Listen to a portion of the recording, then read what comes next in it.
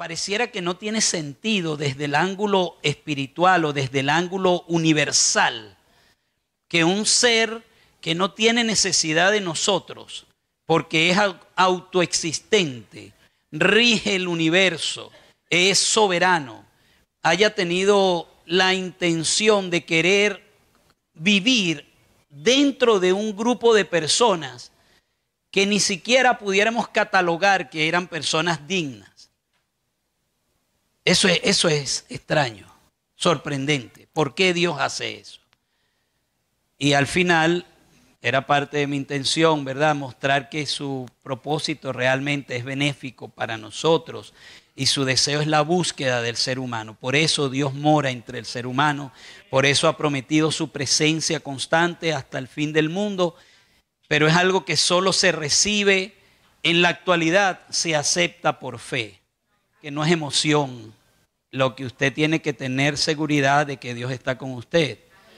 No tiene que tener tampoco una convicción, que lo tiene en el aire y que usted se escapó de este mundo. No, no es nada de eso. Es una convicción cuando la crisis humana es más difícil. Ahí es que la fe se manifiesta más fuerte. Y la seguridad de que Dios le acompaña cuando usted no cree que lo está acompañando, esa es la mayor demostración de fe. Y saben que en el Apocalipsis hay un texto que dice que aquí está la paciencia de los santos, los que guardan los mandamientos de Dios y tienen la fe de Jesús. Indiscutiblemente que la fe de Jesús es, en parte, ese aspecto que Él tuvo que soportar, que cuando Dios, porque Él en la cruz dijo, Padre, ¿por qué me has abandonado? En que el Padre no lo dejaría y se cumpliría la promesa que resucitaría el tercer día. Eso es fe. Por eso en la hora de la crisis uno tiene que creer que Dios está con uno. Esa promesa es inconfundible, no se puede romper. Hay un ministerio que hace, que lleva el santuario y lo coloca en lugares donde hay concentración de creyentes para que haya un conocimiento práctico, visible de lo que era el santuario. Santuario, si ustedes ven las letras arriba, estaban conformadas por 3 secciones. Lo que se conocía el santuario general. Estaba el atrio, que técnicamente hablando, cuando uno estudia la Biblia, esa sección no se le llama santuario, pero era parte del santuario. Generalmente cuando la Biblia habla del santuario, se refiere a los otros 2 espacios, al lugar santo y al lugar santísimo. Pero el atrio, en el caso de Moisés, indiscutiblemente, y en la creación original del santuario que se hizo como parte de las ordenanzas de Dios a Moisés, el atrio está incluido, y también en el templo que después construyó Salomón, y luego en el templo que construyó Zorobabel y que Herodes mejoró, había un atrio, más de un atrio posteriormente. Y en cada una de esas secciones habían elementos que son los muebles propios del santuario. Estaba el altar de bronce, el altar del sacrificio o el altar del holocausto, se puede llamar con diferentes nombres. Estamos hablando del mismo mueble. Ese altar de bronce era lo primero que encontraba la persona cuando entraba al santuario. Eso era lo primero que se veía después que pasaba la puerta, el altar del sacrificio. También había, antes de entrar a la sección donde estaba en la otra sección del edificio, encontramos que había una fuente, un lavacro. Ahí también se cumplía un ceremonial para los sacerdotes y los levitas, quienes tenían que hacer ciertas actividades. Luego, pasando a la segunda sección del santuario, estaba entrando a la mano derecha una mesa que tenía 2 hileras de panes, 6 panes en cada hilera, que se conocía como la mesa de los panes de la proposición. A la mano izquierda, entrando, estaba el otro mueble que se conoce como el candelabro o el candelero con 7 brazos. Y enfrente, entre los dos y colocado un poco más atrás o más cercano a una cortina que había posteriormente, estaba el altar del incienso. Ahí pueden observarlo, ¿verdad? Y luego estaba el velo que está pintado allí en este dibujo, está pintado con un color como rosado, un significado absoluto. No pudiéramos afirmarlo al 100%, aunque ciertamente tienen significados evidentes. Los muebles servían para que se cumpliese el ceremonial. Eran una herramienta para lograr un propósito. Dios les manda hacer un edificio que se va a cubrir como con 3 o 4 capas de pieles de animales. El techo y todo estaba cubierto. ¿Cómo iba a poder ver el sacerdote algo allá adentro? Los saduceos atacan a Jesús.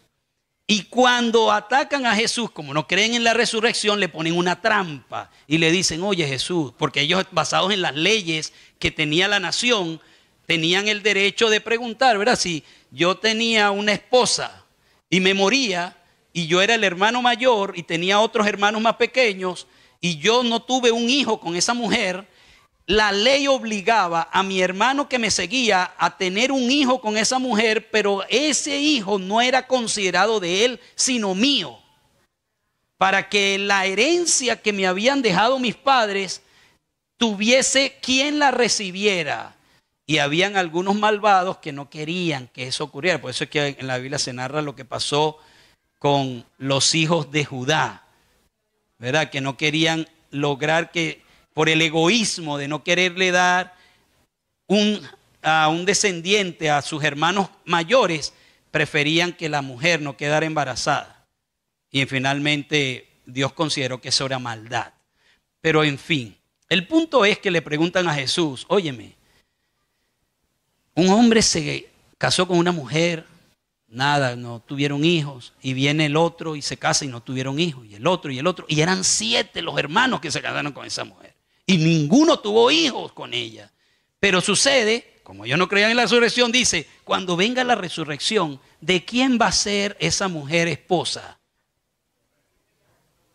Y entonces Jesús se le fue por donde tenía que ir y le dice, oye, ustedes son tan desconocedores de las Escrituras.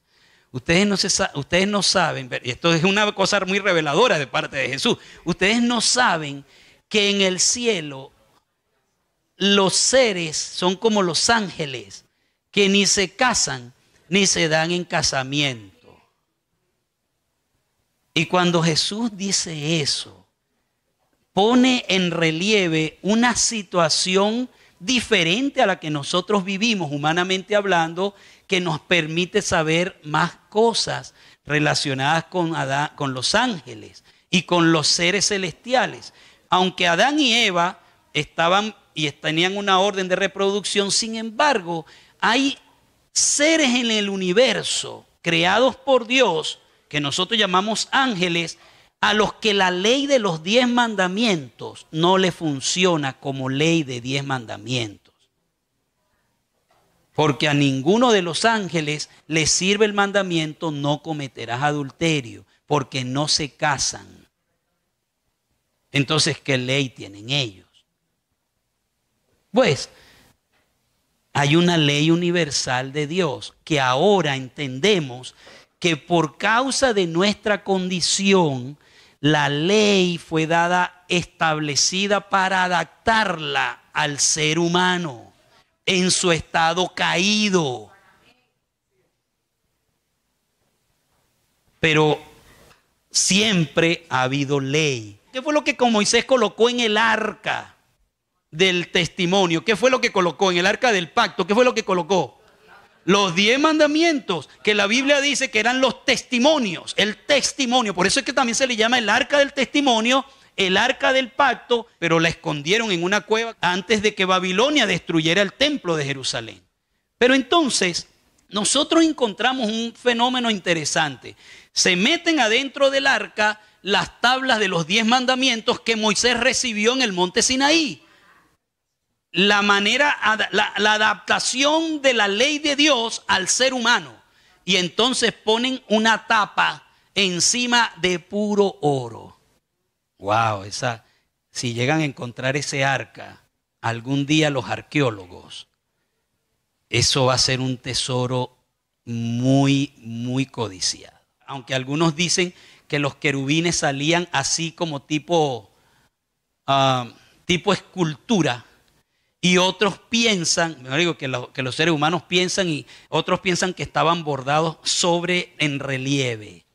Yo prefiero que estuvieran parados tipo arquitectura, así me gusta más esa figura, porque tenían sus alas cubiertas, como extendiendo, y ahí se manifestaba la presencia de Dios de la que hablamos esta mañana. ¿Saben por qué pusieron la ley ahí? Porque es parte del problema fundamental del ser humano. Todo el ceremonial del santuario era para quitarle la culpa al ser humano que quebrantó esa ley. Ahora leamos unos 3 versículos en el libro de los Salmos. 3 versículos del libro de los Salmos. Salmos 85:10 es el primero que vemos. Salmos 85:10. Fíjense lo que dice esto, y uno se pone a razonar y dice, oye, ¿por qué el salmista dice estas cosas? Miren lo que dice. Una de las cosas que me gusta del salmista es que señala los contrastes relacionados con palabras muy significativas en la Biblia. Primero dice, la misericordia y la verdad se encontraron, la justicia y la paz se besaron. Llegaría un momento, y el salmista lo ilustra y que ocurrió en alguna experiencia de la vida del salmista y de lo que él observó en las relaciones humanas, donde la misericordia y la verdad tuvieron un encuentro y donde la justicia y la paz se besaron. Pero ¿por qué para él es tan importante eso? Porque, vayamos a otro texto, en el Salmo 89, versículo 14, justicia y juicio son el cimiento o el asiento de su trono. Misericordia y verdad van delante de tu rostro. Él está hablando de Dios y dice que en la base, escuche, en la base de donde está el trono de Dios, en donde estaba ilustrado el trono de Dios en el santuario. ¿En dónde estaba?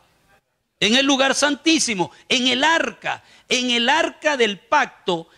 Estaba ilustrado el sitio donde está la presencia de Dios, donde está su trono.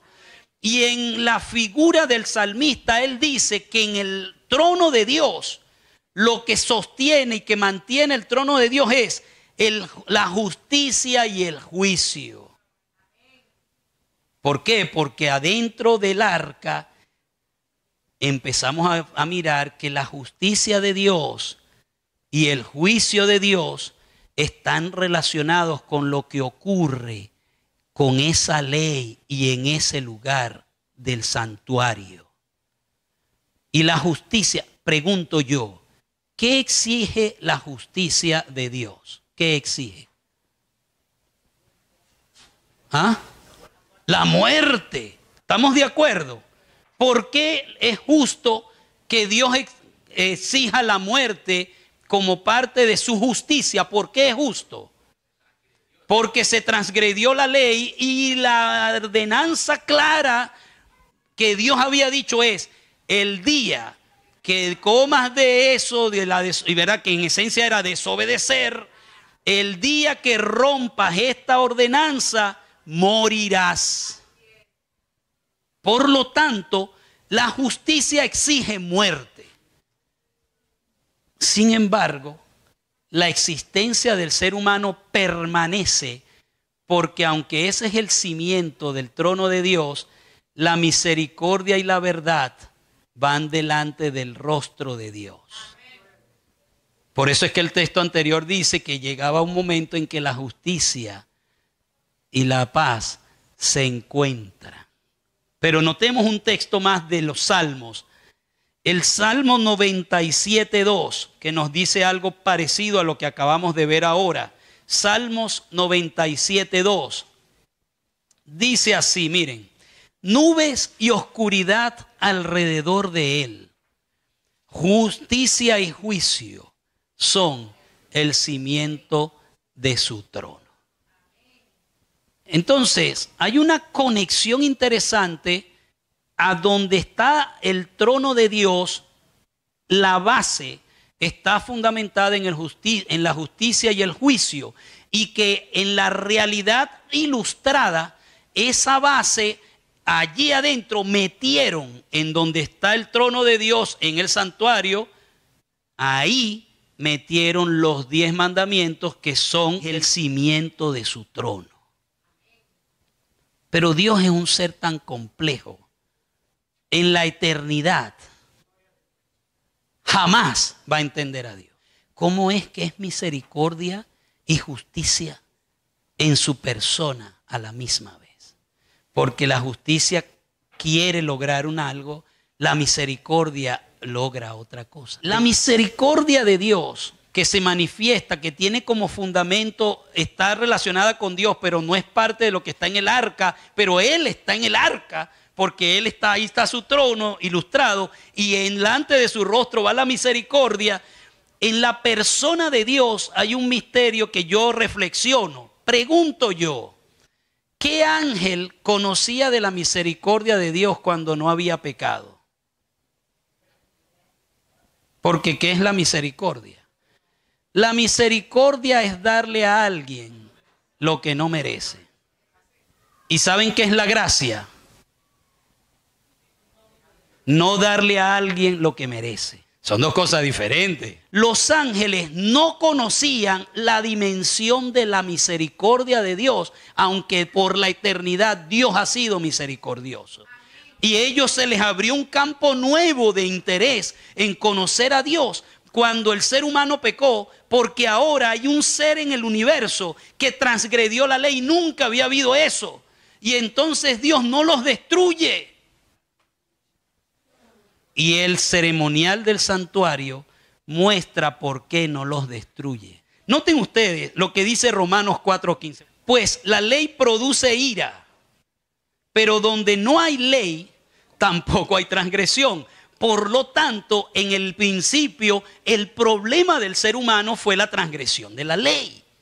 En esencia, todo el ceremonial del santuario nos está llevando a cómo Dios suple esa falta del ser humano, que está relacionado con el último momento histórico o ceremonial, que era allí en el santuario, en el lugar santísimo, donde estaba la ley.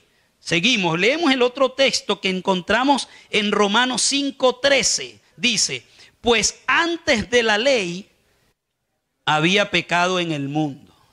¿Cómo entendemos eso? ¿A cuál ley se estaría refiriendo ahí Pablo? Estaba hablando antes de la ley que recibió Moisés. Antes de que Moisés hubiese recibido la ley, ¿había pecado en el mundo, sí o no? Claro que sí. Pero donde no hay ley, no se inculpa de pecado. Es una falacia decir que ahora la ley quedó quebrantada en la cruz. Porque si la ley quedó quebrantada en la cruz, ya no existe pecado para nadie y estamos libres. Y podemos entonces teóricamente estar por nuestra propia condición limpios delante de Dios. Y eso no es correcto. No hay manera de eso. Por eso no puede haber Jesús jamás quitado la cruz, en la cruz, la ley universal que Dios ha tenido como esencia de su justicia. No puede haberlo hecho, porque si lo hubiese hecho, ¿para qué murió Cristo? Para quitarla. Pues pero si entonces Él es Dios, quita la cuestión esa, la ley, y no mandes a tu hijo a sufrir, y ya el hombre queda sin culpa. Porque donde no hay ley, no se inculpa de pecado. Dios pudo haber cambiado eso, pudo haberlo quitado sin necesidad de la muerte de Cristo. Por eso es que es un cuidado importante. El santuario muestra que es una falacia pensar que no existe la ley. La ley sigue vigente para el creyente. Habiendo aclarado esto, vamos al libro de Levítico, capítulo 4, versículos 3 al 7. Nos vamos a dar cuenta de que las ofrendas estaban distribuidas en diferentes propósitos.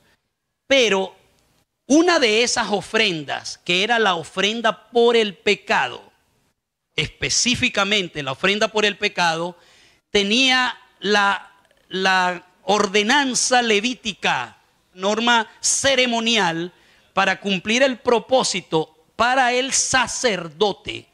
Decía esto, escuche, para el sacerdote, porque había ofrendas de pecado para otros individuos que puede ser el pueblo como nación, o podía ser por otro que no tuviera una responsabilidad como la sacerdotal, que cometía pecado. Este es para el sacerdote. Dice: si el sacerdote ungido pecare según el pecado del pueblo, ofrecerá a Jehová por su pecado que habrá cometido un becerro sin defecto para expiación. Mira el proceso, interesante.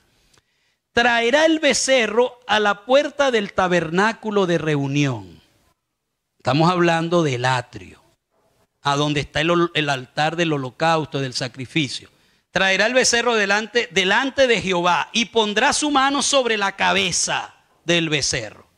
En todas las ofrendas no se hacía eso, pero en la ofrenda por el pecado había que poner la mano sobre la cabeza. ¿Por qué?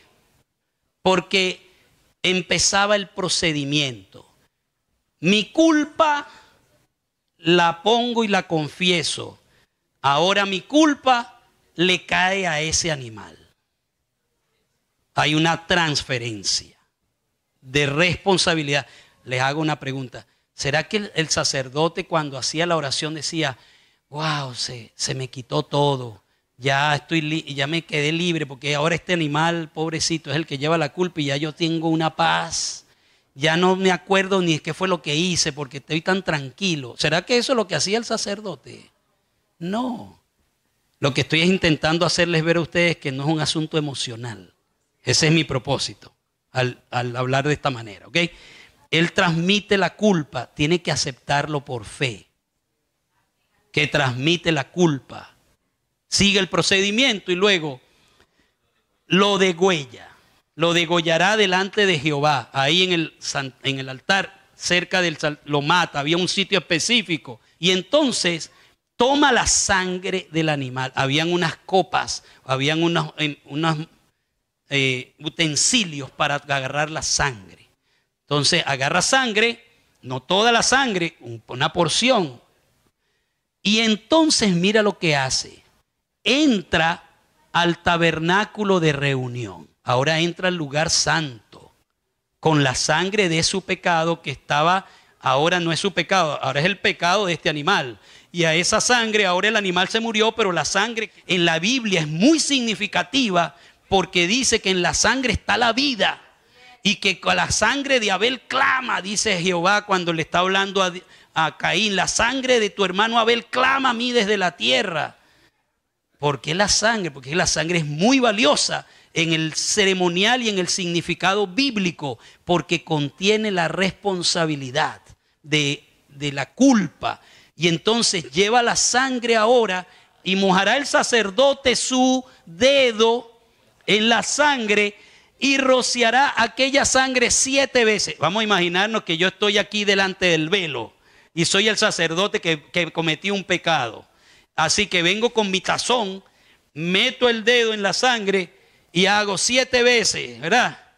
Sangre para acá. ¿A dónde estoy tirando la sangre? Estoy tirando la sangre sobre un velo que estaba, una cortina que estaba allí, que detrás de esa cortina, porque no me podía meter donde estaba la presencia de Dios, porque era prohibido. ¿Y por qué la echaba hacia allá?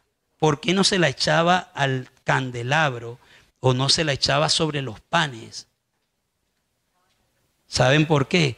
Porque la esencia de la culpa que había sido quebrantada estaba allá dentro, los 10 mandamientos. Así que el sacerdote rocía sus 7 veces y el sacerdote pondrá de esa sangre sobre aquí estaba el altar del incienso, agarraba sangre, tenía 4 cuernos, así como 4 cositas que salían hacia afuera y le pone sangre a cada uno de ellos. ¿Saben qué hizo el sacerdote con su pecado que estaba en la sangre? Se la lanzó al propiciatorio que no llegó porque está la cortina y le pone al altar del holocausto y por lo tanto su culpa que está en la sangre se traspasó ahora al santuario. Vamos a leer ahí mismo en el capítulo 4, el versículo 13 al 18. Miren que ese procedimiento era semejante no solo para el sacerdote. Miren lo que dice, y si toda la congregación, yo les voy a decir algo muy delicado pero importante. Saben que nosotros los seres humanos nos equivocamos mucho como grupo. La iglesia tiene un grupo administrativo que rige la actividad propia del cuerpo de esta comunidad de la iglesia. ¿Y saben algo? No siempre las decisiones que se toman son correctas. Ha habido gente que ha sido herida por malas decisiones de un grupo. Hay personas que se han alejado de Dios por culpa de un grupo que ha tomado decisiones equivocadas. Yo he visto eso solo en ciertas reuniones administrativas de líderes de la iglesia a nivel de una unión o la conferencia general o a veces muy rara vez, pero he visto en asociaciones que dicen vamos a tomar un voto de que pedimos perdón a Dios por tal y tal. La congregación, Dios le dio una ley también, así como igualito el procedimiento para el sacerdote, era igualito el procedimiento para el pueblo. La congregación de Israel cometió errores. ¿Cuándo cometió errores? Todo el tiempo cometió errores. Y yo digo, qué bárbaro, porque eso es parte de lo que a mí me hace pensar, oye, pero ¿cómo es que Dios, sabiendo que ese pueblo era tan rebelde y tan difícil, por qué quería estar con ellos ahí? Bueno, eso es la misericordia que va delante de su rostro, ¿verdad? Pero en este caso había un procedimiento de salvación y de solución para la gente como pueblo. Y entonces, si erraban, el que tuviera y el error estuviera oculto a los ojos del pueblo, porque lo difícil es reconocer, hacer ver, miren, nos equivocamos en esto, reconozcámoslo, eso es difícil. Pero Dios dio esa opción. Y hubiesen hecho algo en contra de alguno de los mandamientos de Jehová en cosas que no se han de hacer y fueren culpables, luego que llegue a ser conocido el pecado que cometieren, la congregación ofrecerá un becerro por expiación y lo traerán delante del tabernáculo de reunión. ¿Quiénes iban? Iba todo el pueblo a reunirse ahí. Los líderes representativos llevaban eso.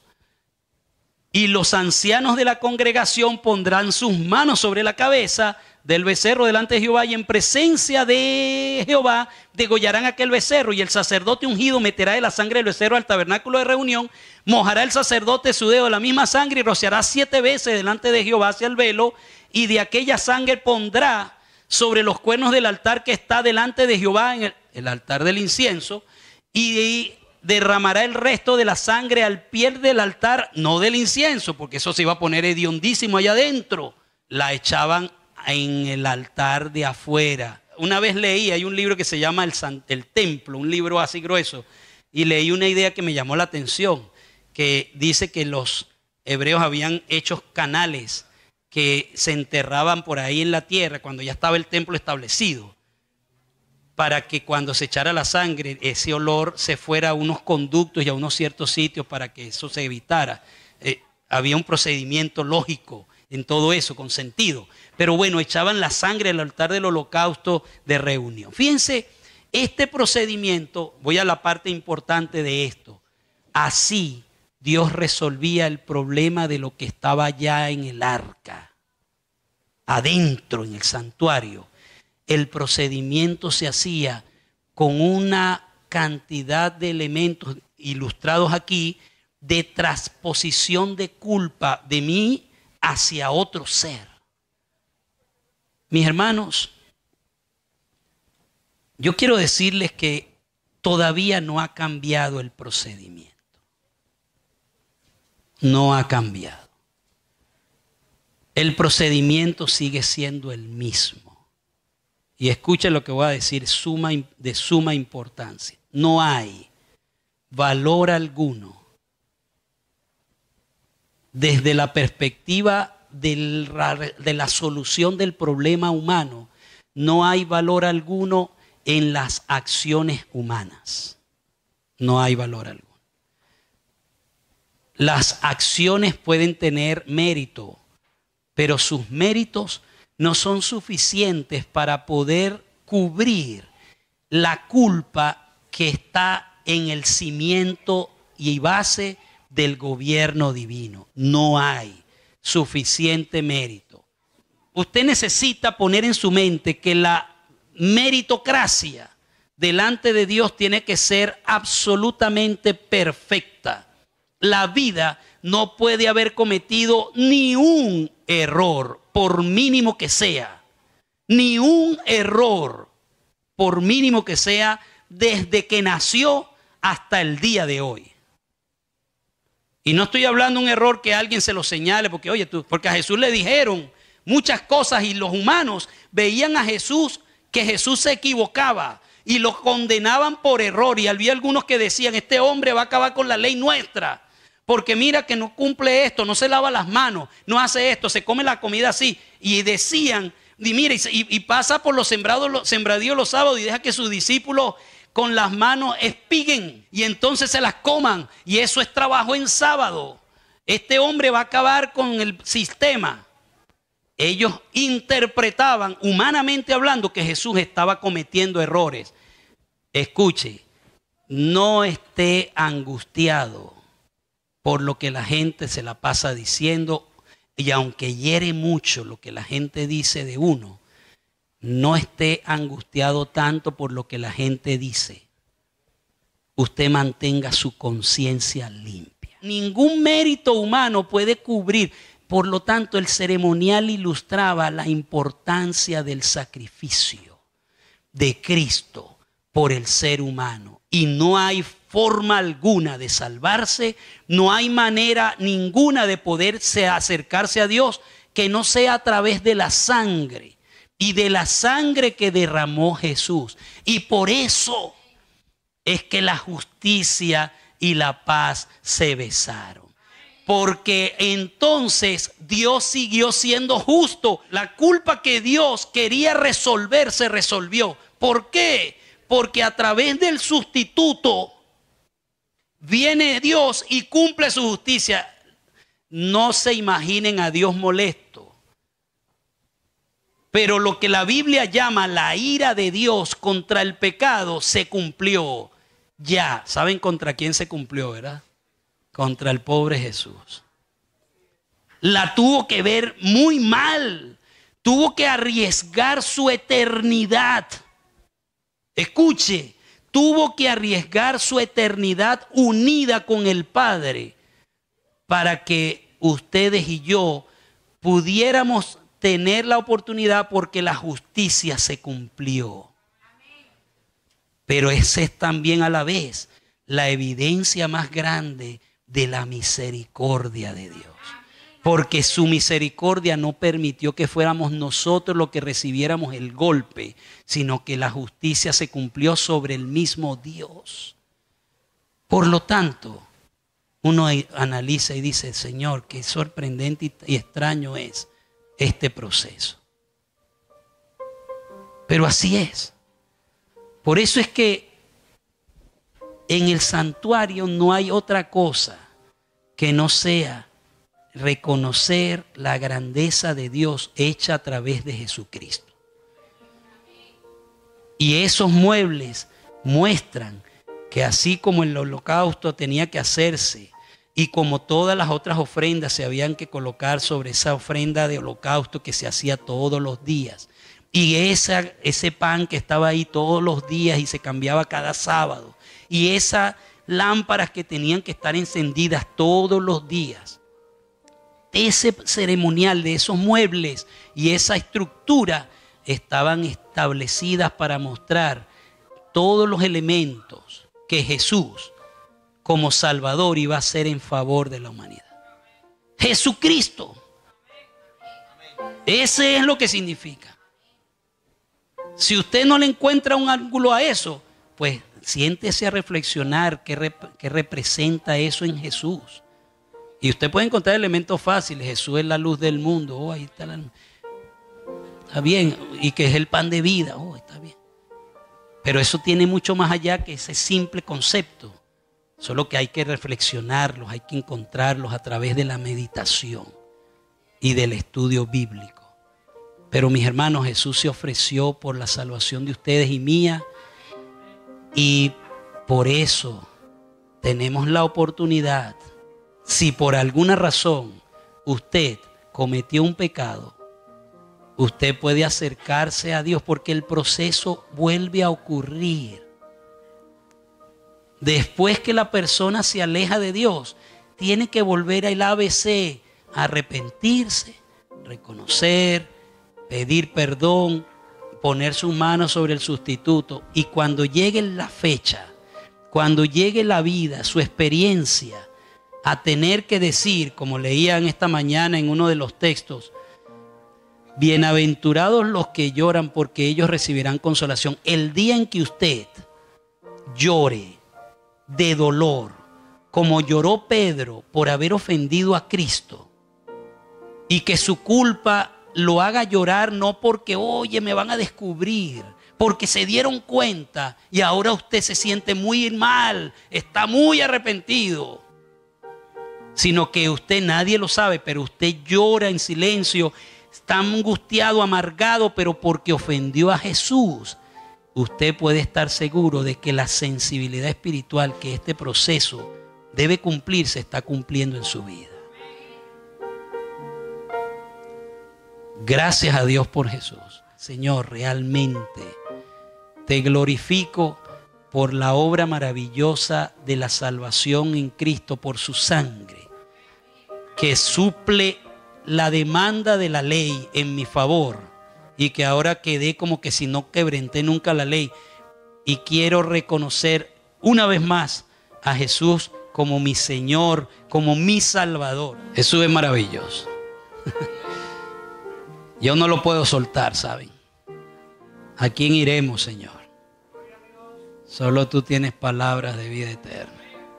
Así dijo Pedro. Vamos a orar. Querido Dios, agradecemos por Jesús como ofrenda por el pecado que ha recibido nuestra culpa. Hoy simbólicamente, una vez más, Señor, ponemos nuestras manos sobre su cabeza, confesando nuestros errores. Aquí están tus hijos, yo no sé lo que quizás ellos hayan podido haber quebrantado moralmente en sus múltiples dimensiones, lo que tu ley presenta. Sin embargo, aquí delante de ti una vez más, pedimos, Señor, que a través de la sangre de Cristo podamos estar limpios de la culpabilidad de esa ley. Y que nos des, como dijo el salmista, de una manera sobrenatural, así como hiciste la luz de la nada, o como creaste cada cosa de donde no había materia, que crees en nosotros un corazón nuevo y renueves nuestro espíritu. Señor, haz eso, por favor, para que así, al recibir el perdón, no volvamos nuevamente al fango, sino que llegue el punto en que podamos, como Jesús, tener la sensibilidad de odiar lo que te ofende. Quizás está lejos eso, no lo sé, pero oramos para que tú hagas esa obra en nuestras vidas, oh Dios. Sensibiliza nuestra conciencia para que así podamos observar con mayor claridad tu voluntad y podamos armonizar nuestra vida con tu plan. Nos entregamos hoy a ti, reconociendo a Jesús como nuestro Salvador. En su nombre oramos. Amén.